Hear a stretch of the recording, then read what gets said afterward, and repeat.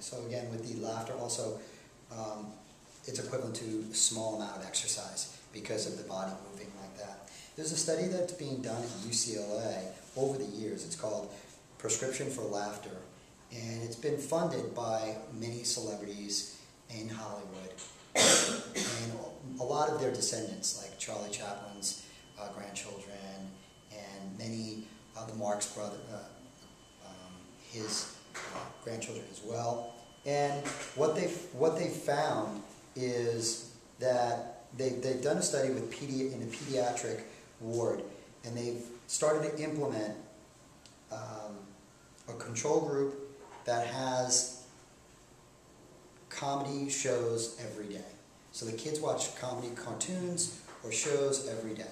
And these are children and teens. And then there's another group that is just watching something else. And they've shown that there's been less anxiety in the children and the teens that have been watching the comedy shows. And less pain. Okay, so that's a really big thing, because a lot of the children in these wards have terminal illnesses or have very serious illnesses. So less pain and less anxiety. They're also doing a collaborative study in Thailand, and where in a hospital in Thailand that has shown that people, again, were having less pain seeing comedy movies for a few hours per day, and being able to endure the treatments with less pain and anxiety, which is a really it's a great thing, because I think that mentally, if you are not 100% into your recovery, then you're not going to recover. You're not going to do well. Okay, so this is a study at UCLA that is ongoing. It's been going on for about 10 years. It all started, all this stuff with researching laughter and how it affects your physiology, your body, your health, started with a gentleman by the name of Norman Cousins. Mm-hmm. Norman Cousins was diagnosed with a disease called ankylosing spondylitis. And this is a disease that is an inflammatory arthritis. What actually happens is your whole spine, from the bottom here to the top, eventually fuses. And it is extremely painful. And if anybody knows anybody with this condition, it's terrible. It also affects your other parts of your body as well. When Norman Cousins was given this diagnosis by his doctors in the 70s, he felt hopeless, and then he looked at other ways to heal himself. Just like many of us, we're not satisfied with the medical diagnosis. We want to look outside of that. So he took up and felt that he wanted to cheer himself up. So he went to a hotel and he rented a whole bunch of movies, Marx Brothers movies, and other movies that he liked and enjoyed. And he found that he was able to sleep. One of the things with this condition is he couldn't sleep at night. He had so much pain. So he felt better when he was watching the comedy movies. And he was able to sleep better, had less pain, was able to sleep better. And after he went back to his physicians in New York, and he told them about this, at first they were very skeptical. But he was doing much better, and they started to research it. And from there, that's how this came about. In UCLA, they were actually doing the study, and been some studies ongoing right now. Psychoneuroimmunology is the study of how the mind affects your immunity, your immune system, and the body. And that's actually becoming a very big field right now. And they're doing a lot of work with showing that people that are having positive emotions are doing better in their treatment. Now, I don't want to mislead people and say that just by, and even through the research, I've researched some journals in New England Medicine, which actually stated that, well, we didn't see a big change in certain diseases, certain terminal illnesses.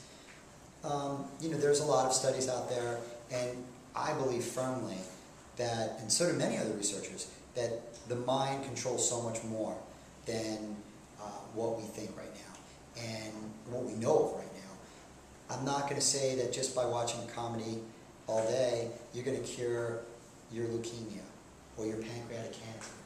But there have been cases where a lot of people have been giving diagnoses with little hope, and because they came outside of that box, because they chose to look at things in another way, they've actually been able to cure themselves. And I think that that's really important. It's something that we're looking at. And I just want to see if I can help here.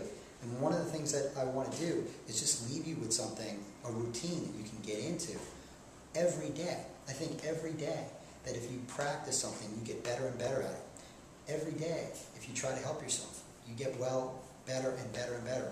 So taking 15 minutes a day, minimum, designed to promote laughter and promote your healing, that's what your assignment is. So 15 minutes a day, dedicate to laughter. You know, no news after 10 o'clock at night, because most of the news you're watching on TV, unfortunately, is not good news. So, and I would even recommend this. Don't even watch it. If you want to go and find out what's going on, go to the internet, like what most people are doing now. You can go to different news stations or channels, and you can quickly look at what you want to look at. But they're not ramming down your throat everything negative that happened. So, take an improv class or stand-up comedy class. There's going to be some stand-up comedy classes offered in West Palm Beach at the Improv in September on stand-up comedy. Also improv. They also have classes in some of the colleges here. You can Google stand-up comedy classes and you can find stuff actually that way too. Going to the library and renting some funny movies, bringing them back. Going to some comedy blogs. There's a blog called Comedy Juice and Funny or Die that are really good, have some good videos, but everybody's got a different sense of humor a little bit, so you've got to find what works for you. But having those on the computer, on YouTube, watching YouTube, you can find out what type of funny humor you like, and you can watch videos even over and over again. But if you do searches, there's so much available on the internet right now for free that you can entertain yourself and help yourself to heal. Comedy Central is a station on cable that you can watch whatever. You can look at the topics and you can see which show you feel best about it, you like the best. Everybody, again, has a different sense of humor.